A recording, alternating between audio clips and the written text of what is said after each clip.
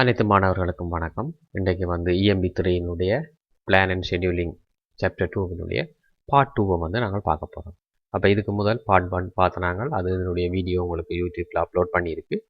அதனுடைய தொடர்ச்சியாக நாங்கள் இப்போ பார்ட் 2 பார்க்க போகிறோம். இந்த சாப்டருடைய தலையங்கம் பிளானிங் ப்ரையாரிட்டிஸ். அப்போ அதில் போன லெக்சர்ஸ் நீங்கள் மேலோட்டமாக பார்த்துக்கொண்டு இப்போ நாங்கள் பார்ட் 2க்கு போவோம். இந்த ஸ்லைட்ஸில் ஒரு ஆர்கனைசேஷனில் என்னென்ன வகையான பிளான்கள் பயன்படுத்துகிறோம் அல்லது பயன்படுத்துகின்றார்கள் என்பதை பார்க்க போகிறோம். அப்போ அதில் முதலாவது பார்த்தீங்கன்னு சொன்னால் ஒரு நிறுவனத்தில் பயன்படுத்துகின்ற பிளான் முதலாவது ஆப்ரேஷனல் பிளான், அதாவது ஒரு நிறுவனம் செயல்படுவதற்கான பிளான். ரெண்டாவது டாக்டிக்கல் பிளான், மூன்றாவது ஸ்ட்ராட்டஜிக் பிளான், நாலாவது கண்டின்ஜென்சி பிளான். அப்போ இந்த 4 பிளான்களை ஒரு நிறுவனம் பயன்படுத்துகின்றது. இந்த 4 பிளானையும் 1 by 1 அடுத்த ஸ்லைட்ஸில் பார்ப்போம். அடுத்த ஸ்லைட்ஸுக்கு போவோம். அடுத்த ஸ்லைட்ஸில் முதலாவதாக நாங்கள் பார்க்க போகிறது ஆப்ரேஷனல் பிளான். ஆப்ரேஷனல் பிளான் என்னது ஒரு நிறுவனத்தினுடைய மேனேஜர்களால் பயன்படுத்தப்படுகின்றது.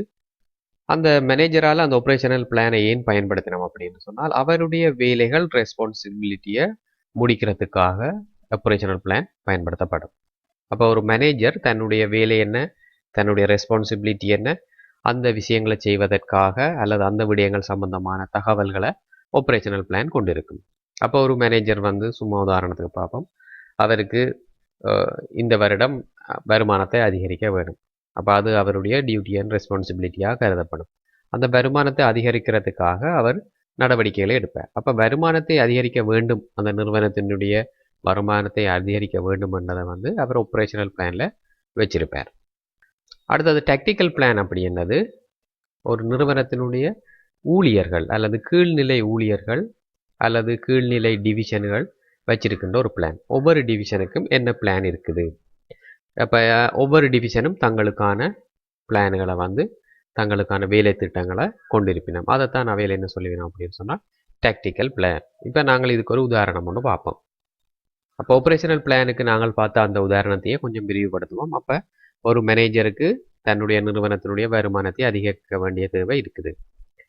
இப்போ இந்த மேனேஜரை நாங்கள் ஒரு வங்கி மேனேஜராக கருத்தில் கொள்ளுவோம். அப்போ வருமானத்தை அதிகரிக்க வேணும் அப்படின்னு சொன்னால் அவருடைய வங்கியில் கணக்குகளை வைத்திருக்கிறவர்களுடைய எண்ணிக்கையை அதிகரிக்க வேணும். இப்போ பார்த்தீங்கன்னு சொன்னால் ஆப்ரேஷனல் பிளானில் என்ன இருக்கும் அப்படின்னு சொன்னால் வருமானத்தை அதிகரித்தல். டாக்டிக்கல் பிளானில் என்ன இருக்கும் அப்படின்னு சொன்னால் கீழ்நிலை ஊழியர்கள் உதாரணத்துக்கு லீவ்லெட்ஸுகளையோ அல்லது விளம்பரம் மூலமோ தங்களுடைய வங்கியில் கணக்கு வச்சிருப்பதன் மூலம் வாடிக்கையாளர்களுக்கு என்ன லாபம் இருக்கும் அப்படின்னு சொல்லி விளம்பரப்படுத்திக்கணும். அல்லது வங்கி ஊழியர்கள் நேரடியாக ஒரு சில மக்கள் அதிகமாக இருக்கிற இடங்களுக்கு நேரடியாக சென்று பிரச்சாரங்களில் ஈடுபடுவினோம். அப்போ இந்த பிரச்சாரங்களில் ஈடுபடுதல், விளம்பரப்படுத்துதல், லீவ்லெட்ஸ்களை அடித்து கொடுத்தல், இப்படியான வேலை திட்டங்கள் அல்லது இப்படியான பிளான்கள் எல்லாம் டாக்டிக்கல் பிளானில் இருக்கும். அப்போ ஆப்ரேஷனல் பிளானில் மேனேஜருக்கு என்ன இருக்கும், வருமானத்தை அதிகரித்தல். வருமானத்தை அதிகரிக்கிறதுக்கான ஒரு வழி வங்கியில் வாடிக்கையாளர்களை கூட்டுதல். இப்போ வங்கியில் வாடிக்கையாளர்களுடைய எண்ணிக்கையை கூட்டுதல், அது சம்பந்தமான வேலை திட்டங்கள் எல்லாமே டாக்டிக்கல் பிளானில் இருக்கும். சரி, இப்போ நாங்கள் அடுத்த ஸ்லைட்ஸுக்கு போவோம். அடுத்த ஸ்லைட்ஸில் ஸ்ட்ராட்டஜிக் பிளான் அப்படின்னு சொன்னால் என்னன்னு சொல்லி பார்ப்போம். ஸ்ட்ராட்டஜிக் பிளான் அப்படின்றது ஒரு நிறுவனத்தினுடைய இலக்கை வச்சுக்கொண்டு உருவாக்குற திட்டம். இப்போ ஒரு நிறுவனத்துக்கு ஒரு இலக்கு இருக்குது, என்ன அப்படின்னு பார்த்தீங்க அப்படின்னு சொன்னால் 2025ஆம் ஆண்டு வங்கித்துறையில் தாங்கள் தான் முதன்மையானவர்களாக இருக்க வேண்டும். அப்போ இது அவர்களுடைய இலக்காக கருதப்படும். என்டையர் ஆர்கனைசேஷனுடைய கோலாக கருதப்படும். என்ன, 2025ஆம் ஆண்டு இலங்கையில் இருக்கின்ற வங்கிகளில் குறித்த அந்த வங்கி முதன்மையான வங்கியாக இருக்க வேண்டும்.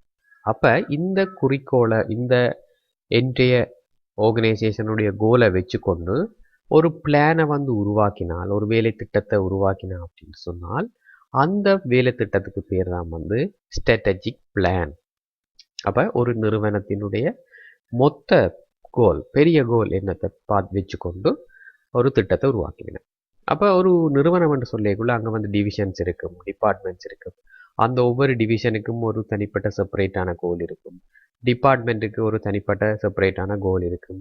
ஆகவே அந்த செப்பரேட்டான கோல்களை எல்லாம் கவனத்தில் எடுக்காமல் நிறுவனத்தினுடைய என்டையர் ஆர்கனைசேஷனுடைய கோலை வச்சுக்கொண்டு ஒரு திட்டத்தை உருவாக்குவோம்.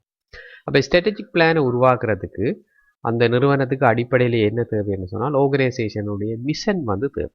அப்போ மிஷன், விஷன் இதுகளெல்லாம் நாங்கள் ஏற்கனவே பார்த்துட்டோம். அப்போ ஒரு நிறுவனத்தினுடைய மிஷனை வச்சுக்கொண்டு ஒரு நிறுவனம் உருவாக்குகின்ற பிளானிங்கு பேர் தான் வந்து ஸ்ட்ராட்டஜிக் பிளான் அப்படின்னு சொல்லுவோம்.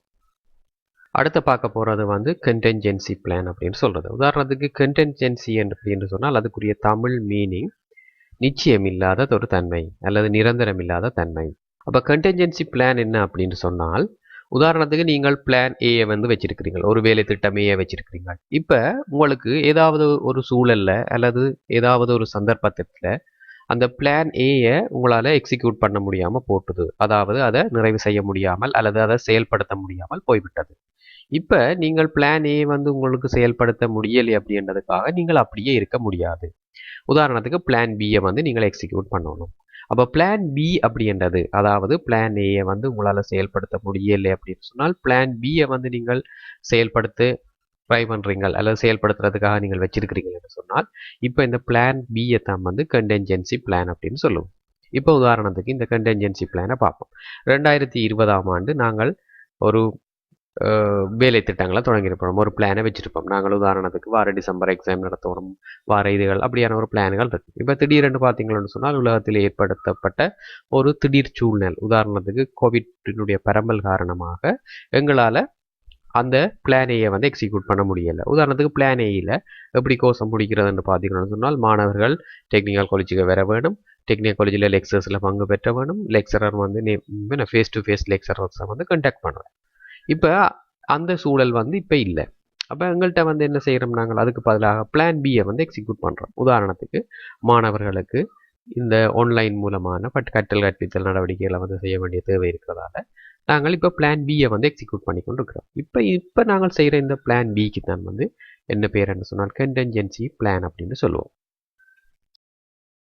நாங்கள் அடுத்த ஸ்லைட்ஸுக்கு போவோம். நாங்கள் அடுத்த ஸ்லைட்ஸில் வந்து ஸ்டாட்டிக் பிளானிங்கை பற்றி இன்னும் கொஞ்சம் கூடுதலான விஷயங்களை பார்ப்போம்.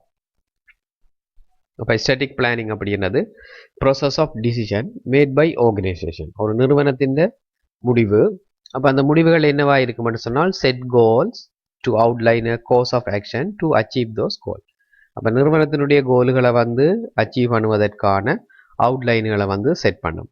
அடுத்தது வந்து இந்த ஸ்ட்ராட்டஜிக் பிளான் வேறு என்ன செய்யும் அப்படின்னு சொன்னால், ஒரு பிஸ்னஸ், ஒரு நிறுவனத்தினுடைய செயல்பாடுகளை வந்து க்ரோன்னு சொன்னால் வளர்ச்சி அடைவதற்கு, பிஸ்னஸை வந்து ப்ராஃபிட் லாபகரமாக நடத்துறதுக்கும் இந்த ஸ்ட்ராட்டஜிக் பிளானிங் வந்து உதவியாக இருக்கும். அடுத்தது ஸ்ட்ராட்டஜிக் பிளானிங்கை பற்றி மேலும் சில ஒரு பாயிண்ட் வந்து, இது வந்து ஆர்கனைசேஷனுடைய ஃபியூச்சர் சம்பந்தமான முடிவுகளை வந்து நீங்கள் எடுக்கிறதுக்கு பயன்படுத்தப்படும். ஒரு நிறுவனம் வந்து ஃபியூச்சரில், எதிர்காலத்தில் அந்த நிறுவனம் எப்படி இருக்க வேணும் அல்லது அந்த நிறுவனம் எதிர்காலத்தில் லாபகரமான நிறுவனமாக இருக்க வேணும் அப்படின்னு சொன்னால் உங்களுக்கு என்ன தேவைப்படும், ஒரு ஸ்ட்ராட்டஜிக் பிளான் வந்து தேவைப்படும். அதே மாதிரி ஒரு நிறுவனத்தினுடைய சக்ஸஸுக்கும் கட்டாயமாக ஒரு ஸ்ட்ராட்டஜிக் பிளானிங் உங்களுக்கு தேவைப்படும். அப்போ ஸ்ட்ராட்டஜிக் பிளானிங்கை வந்து நாங்கள் என்ன காரணத்துக்காக பயன்படுத்தணும் அப்படின்னு சொன்னால், ஒரு நிறுவனத்தினுடைய ஃபியூச்சர், அதே மாதிரி நிறுவனத்தினுடைய சக்ஸஸ், இந்த ரெண்டுக்கும் வந்து நாங்கள் ஸ்ட்ராட்டஜிக் பிளானை வந்து பயன்படுத்துகிறோம். சரி, நாங்கள் அடுத்த ஸ்லைட்ஸை பார்ப்போம். அட்வான்டேஜஸ் ஆஃப் பிளானிங், பிளானிங்கினுடைய நன்மைகள் என்ன அப்படின்னு சொல்லி பார்ப்போம். முதலாவது பார்த்தீங்கன்னு சொன்னால், ஒரு பிளானிங் என்ன நன்மையை தரும்னு சொன்னால், ஒரு நிறுவனத்துக்கு டிரெக்ஷனை தரும். டிரெக்ஷன் அப்படின்னு சொன்னால் ஒரு வழிகாட்டியாக இருக்கும். அப்போ ஒரு நிறுவனம் வந்து எந்த பாதையில் செல்ல வேணும், எப்படியான முடிவுகளை எடுக்க வேணும் அப்படின்னு சொன்னால் அதுக்கு கட்டாயமாக பிளானிங் தேவைப்படுது. ரெண்டாவது, ஒரு பிளானிங் என்னத்தை செய்யும் அப்படின்னு சொன்னால் உங்களுடைய ரிசல்ட் அல்லது அவுட்கம்முக்கு அதிகமான ஃபோக்கஸ் அல்லது அட்டென்ஷனை வழங்குவீங்க. நீங்கள் உருவாக்கின ரிசல்ட்ஸ் எப்படி இருக்குன்னு சொல்லி. அடுத்தது ஒப்ஜெக்டிவ்களுக்கும் வந்து உங்களுடைய கன்சன்ட்ரேஷனை வந்து வழங்குவீங்க. அப்போ அதனால் உங்கள்கிட்ட கட்டாயமாக பிளானிங் இருக்க வேணும். அப்போ உங்களுடைய ஒப்ஜெக்டிவ்கள், உங்களுடைய ரிசல்ட் சம்பந்தமான அட்டென்ஷனை வந்து ஒரு பிளானிங் வந்து கொடுத்தாரும். மூன்றாவது பார்த்தீங்கன்னு சொன்னால் டீம் ஒர்க்கை வந்து எஸ்டாப்ளிஷ் பண்ணும் அல்லது டீம் ஒர்க்குக்கான சூழலை உருவாக்கி தரும். 4வது பார்த்தீங்கன்னு சொன்னால் என்னென்ன பிரச்சனைகள் வருமென்றதை நீங்கள் எதிர்பார்க்கக்கூடிய மாதிரி இருக்கும். ஒரு பிளானிங் இருந்துச்சுன்னு சொன்னால் எதிர்காலத்தில் என்னென்ன பிரச்சனைகள் வரும், என்னென்ன மாதிரியான மாற்றங்களை செய்ய வேணும் அப்படின்றதுக்குரிய ஒரு ஒரு அடிப்படையை உங்களுக்கு தரும். ஆகவே இந்த இதுகள் எல்லாம் வந்து ஒரு பிளானிங்கினுடைய அட்வான்டேஜாக கருதப்படும். அடுத்த ஸ்லைட்ஸுக்கு போவோம். அது வந்து பிளானிங்கினுடைய அட்வான்டேஜை பார்ப்போம். அடுத்தது வந்து முடிவுகளை எடுப்பதற்கு பிளான் வந்து கைட்லைனாக செயல்படும். அப்போ இது வந்து ஒரு அட்வான்டேஜாக இருக்கும். அடுத்தது பார்த்தீங்கன்னு சொன்னால் serve as a prerequisite to employing all other management function. அதாவது மற்றைய மேனேஜ்மெண்ட் ஃபங்க்ஷன்களை வந்து நீங்கள் செய்ய வேணும் அப்படின்னு சொன்னால் உங்களுக்கு முதல்ல அல்லது ப்ரீ ரிக்வெஸ்டா அல்லது கட்டாயம் என்ன இருக்க வேணும் அப்படின்னு சொன்னால் ஒரு மேனேஜ்மெண்ட் என்ன இருக்க வேணும் அப்படின்னு சொன்னால் ஒரு பிளான் இருக்க வேணும். அப்போ பிளான் அப்படின்றது ஒரு நிபந்தனையாக காணப்படுகின்றது, ஒரு முன் நிபந்தனை. அப்போ அந்த முன் நிபந்தனையான பிளான் இல்லாமல் உங்களால் மற்ற எந்த ஃபங்க்ஷன்ஸையும் சரியான முறையில் செய்ய முடியாது, மற்ற எந்த மேனேஜ்மெண்ட் ஃபங்க்ஷனையும் உங்களால் சரியாக செய்ய முடியாது. அப்போ அப்படி ஒரு சூழலில் பிளானிங் வந்து ஒரு ப்ரீ ரிக்வெஸ்ட், ஒரு கட்டாயமான ரெக்வெஸ்டாக காணப்படுகின்றது. அப்போ பிளானிங்கினுடைய அட்வான்டேஜில் வித்தவுட் பிளானிங் உங்களால் வந்து மேனேஜ்மெண்ட் ஃபங்க்ஷன்களை சரியாக செய்ய முடியாது. அடுத்தது பிளானிங் வந்து இனோவேஷன்ஸில் புதிய கண்டுபிடிப்புகள் அல்லது புதிய வழிமுறைகளை கண்டுபிடிக்கிறதுக்கு ஒரு என்கரேஜ் செய்யக்கூடிய ஒரு ஆளாக இருப்பார். அடுத்தது ஒரு 2வது பாயிண்ட் பார்த்தீங்கன்னு சொன்னால் எம்ப்ளாயீஸினுடைய மோரல் தன்மையை வந்து அதிகரிக்கக்கூடிய மாதிரி இருக்கும். அதாவது பிளானிங்ன்றது ஒரு எம்ப்ளாயினுடைய மன உறுதியை வந்து அதிகரிக்கக்கூடிய மாதிரி இருக்கும். அடுத்தது வந்து பிளானிங் வந்து எக்கனாமிக்கில் வந்து ஒரு அடைவுகளை ஏற்படுத்துவதற்கு உதவியாக இருக்குது. எக்கனாமிக்கில் வந்து அடைவுன்னு சொன்னால் வருமானத்தை கூட்டுவது சம்பந்தமான ஒரு அடைவை வந்து ஏற்படுத்துவதற்கு பிளானிங் பயன்படும். அடுத்த ஸ்லைட் சமரி. அப்போ நாங்கள் கிட்டத்தட்ட சாப்டர் 2வினுடைய இறுதி கட்டத்தை அடைஞ்சிட்டோம். இப்போ நாங்கள் படித்ததனுடைய சமரியை வந்து ஒருக்கா பார்ப்போம். அப்போ சமரி என்னது அப்படின்னு சொல்லி நீங்களே ஒருக்கா வாசித்து பாருங்க.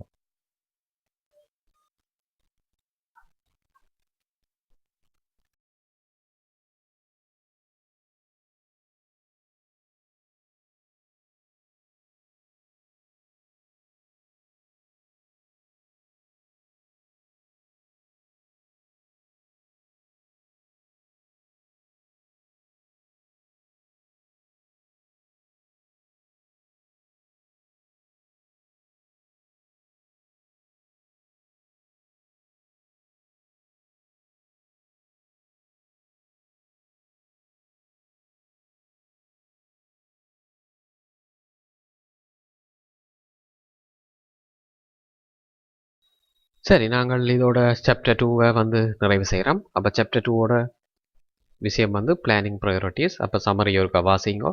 உங்களுக்கு ஏதாவது குழப்பம் இருந்ததுன்னு சொன்னால் எனக்கு மெசேஜ் பண்ணுங்க.